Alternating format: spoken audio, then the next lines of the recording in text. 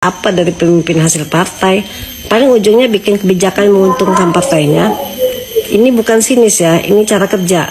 Partai itu mesin butuh bensinnya kekuasaan, jabatan, proyek, posisi. Jadi jangan pura-pura kaget kalau begitu duduk, yang pertama diurus bukan rakyat tapi utang politik.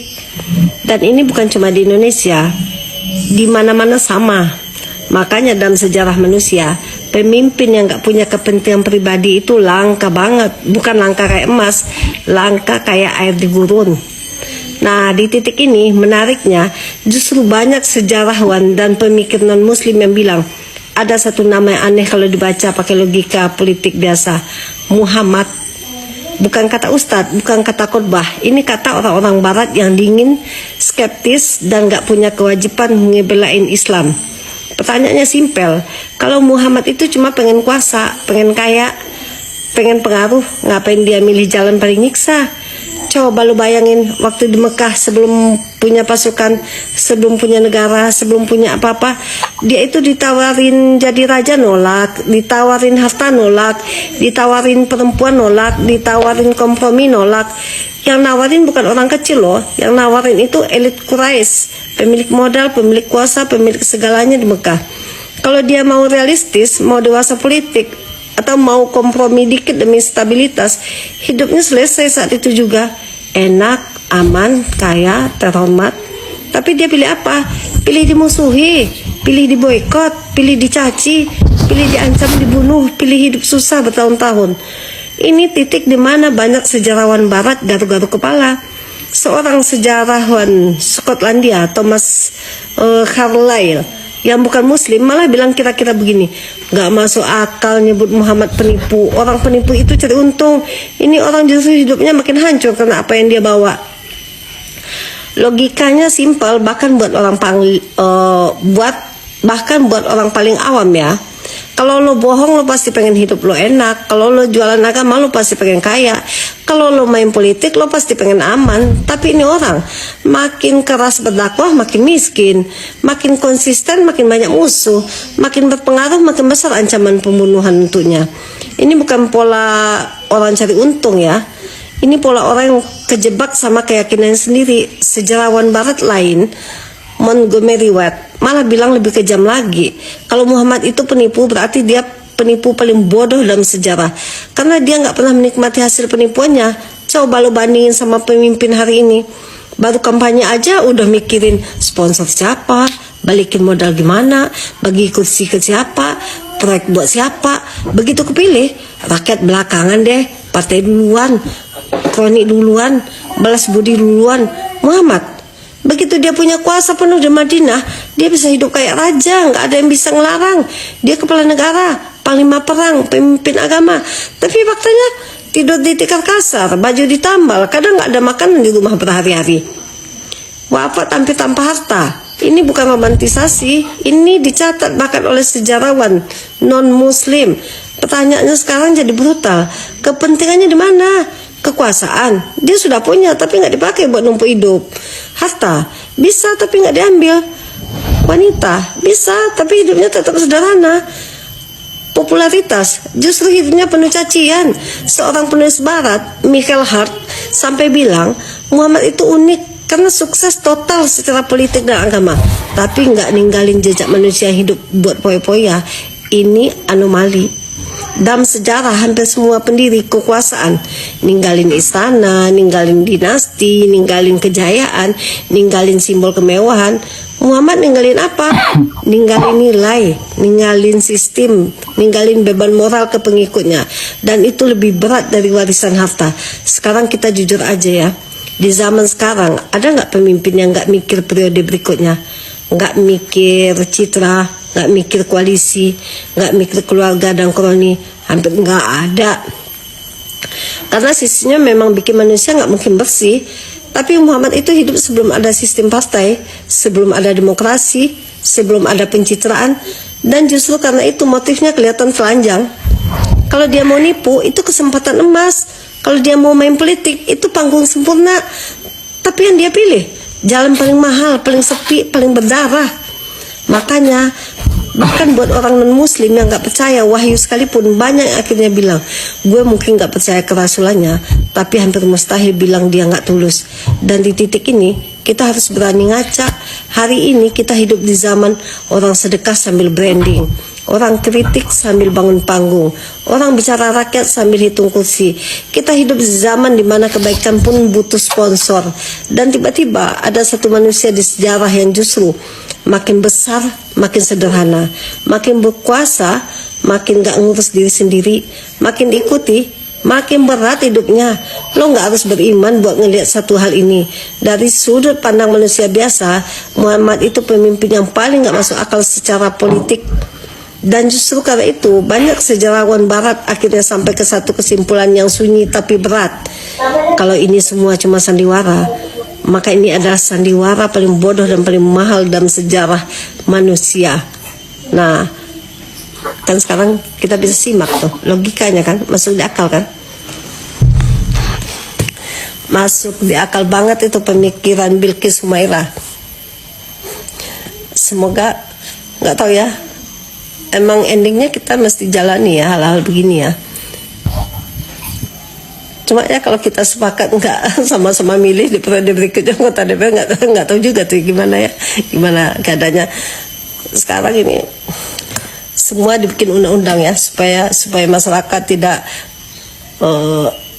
menjelek-jelekkan pemimpin, menjelek-jelekkan menteri, kena sanksi, kena undang-undang ya. Ya udah kita waspada aja deh. Baik, semoga bermanfaat ya. Kita dengar, kita simak, kita hayati kan, logikanya gimana ya kan. Semoga info ini bermanfaat ya untuk kita semua ya. Oke, jangan bicara IKN lah. Kamu nggak paham yang lainnya yang dijadikan.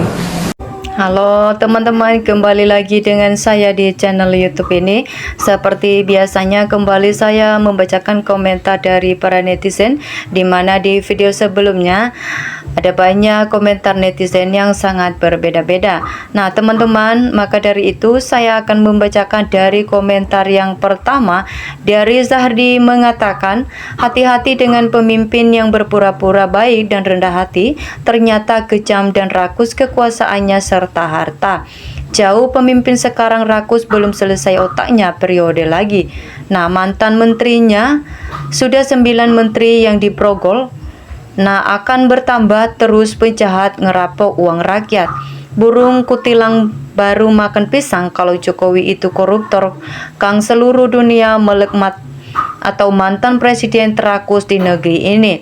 Nah semua ambisi dan nafsu bikin partai atas nama rakyat. Masa saat kampanye mulut mereka manis, janji yang macam-macam perbaiki ekonomi masyarakat, setelah dapat rakyat dijadikan sapi perah. Nah revolusi mental tinggal Jokowi, mental kecurangan usia nggak cukup MK 90, nganggur teror PSI 2 hari anak nangkir ketua kelas, bukan apa-apa tidak punya jabatan di partai tapi siap mati-matian demi partai. Kok nggak masuk logika? Bravo Mbak, sehat selalu, kata-katamu menusuk hati bagi orang yang punya hati nurani.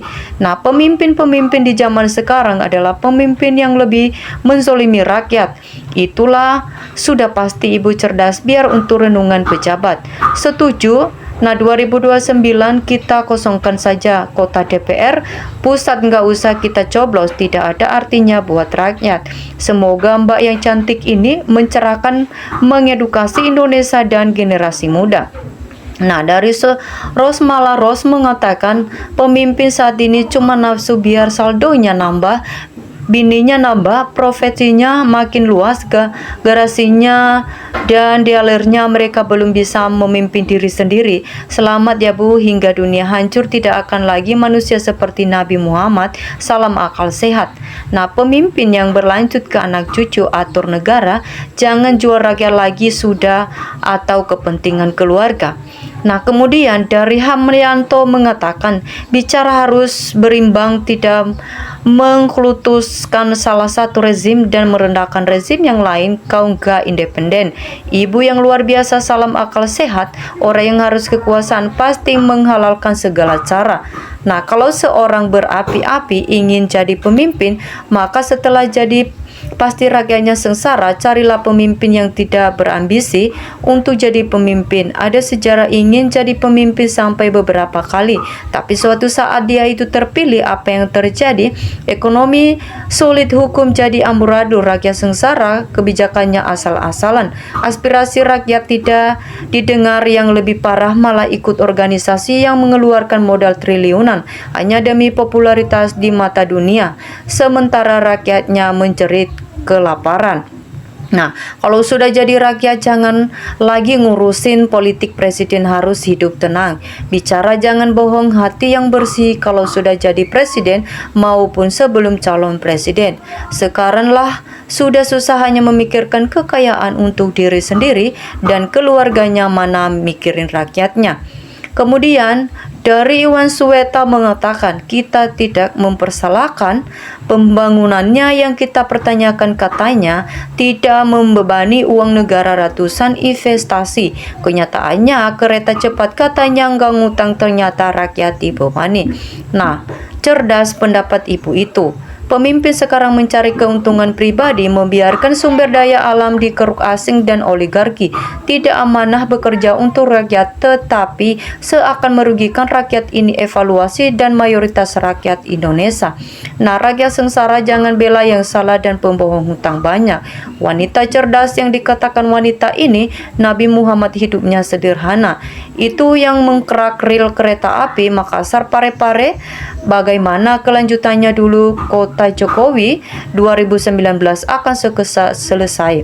Kanjeng Nabi Muhammad tetap manusia terpilih, terbukti seorang pemimpin cerdas masa lalu yang mampu memprediksi situasi politik ribuan tahun depan yang terjadi sekarang. Dari Abu Hurairah dan berkata Rasulullah, Subhana, sesungguhnya akan datang kepada manusia tahun-tahun dusta atau penipuan di dalamnya. Orang yang berdusta dipercaya, orang yang jujur didustakan, orang yang berkhianat diberi amanah, orang yang amanah dikhianati, dan di dalamnya juga terdapat dirwaibah. Ditanya apa itu? Wahai Rasulullah, beliau bersabda, yaitu orang-orang bodoh yang berbicara memberi fatwa dalam urusan manusia. Nah, kemudian teman-teman dilanjutkan dengan dari Pasragi mengatakan, coba kita lihat ketua itu harus banyak dana duit. Sekarang Mas Kaisang baru tamat kuliah, baru bisnis. Nah, dan lebih seminggu masuk jadi PSI, jadi Ketua Umum Demokrasi Konoha. Betul 1000% komentar ibu ini, rakyat jangan mau lagi dibodohi. Sudah pasti mau pemilu, dikasih sembako, dikasih uang 50.000, suruh nyoblos. Ini politik jahanan.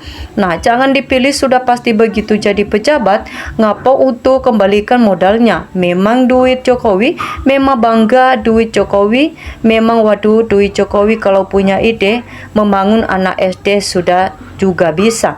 Jokowi rakus pejabat semua kalau bangun utang yang gak hebat, yang kelenger generasi berikutnya yang nanggung utang, sementara kereta cepat sekarang bangkrut, utang tambah bengkak. Kalau negara kelebihan utang, tunggu kehancuran. Nah, 10 tahun buat diri Desto sederhana, turba ke bawah itu hanya permukaan saja supaya rakyat percaya, padahal di baliknya tersimpan kekejaman yang luar biasa. Dan lagi pula banyak penjelaknya rakus akan harta duniawi. Nah, dunia ini sifatnya sementara. Dulu partai ini membanggakan diri karena didirikan anak muda yang lulusan sempurna, sekarang yang pegang lebih pintar ngibul. Nah, nggak apa-apa ibu, sah-sah saja, nggak ada yang melarang Pak Jokowi berpidato mau berpolitik ke pihak Pak harus diributkan. Nah, PSI Partai Gurem, apalagi kalau ada Jokowi tambah hancur. Nah, Partai Gurem mau ngelawan Singang, mimpi Kaisang Gombla Mulyono. Nah, kalau mau bicara harus profesional. Kita sudah membuktikan sendiri sepak terjang Bang Kidi, ujung-ujungnya cuman mau ngibuli relawan demi untuk memuluskan dinasti keluarganya. Nah, di zaman Jokowi tidak ada yang mengkerak, itulah congor-congor termul yang otaknya nggak dipakai dan mata buta, semua mudah dilakukan jika pada akhirnya negara pun tergadai. Buat apa semua jika sumber daya alam kita habis, rakyat yang banyak jadi apa? Nah, semua bagus tapi mulutnya pembohong, ijazahnya asli nggak ada, mobil SMK nggak ada, adanya raja pembohong. Nah, senang Jokowi waktu periode pertama memang api dikendalikan Bu Mega. Nah, jika periode kedua cuma mikir politik, Ibu Mega merestui terus para koruptor digandeng Bu Aneka. Nah, dasar termul tipu siapa Jokowi, keluarganya sudah merampok kekayaan bangsa secara nyata. Nah, terang-terangan semua koruptor yang ditangkap mengaku setor ke Jokowi dan anaknya, herannya aparat tidak berani menyentuh mereka.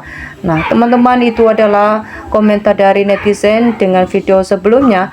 Nah, jika memiliki tanggapan yang lain, mari teman-teman tulis di kolom komentar. Sekian video kali ini, salam hangat NKRI harga mati.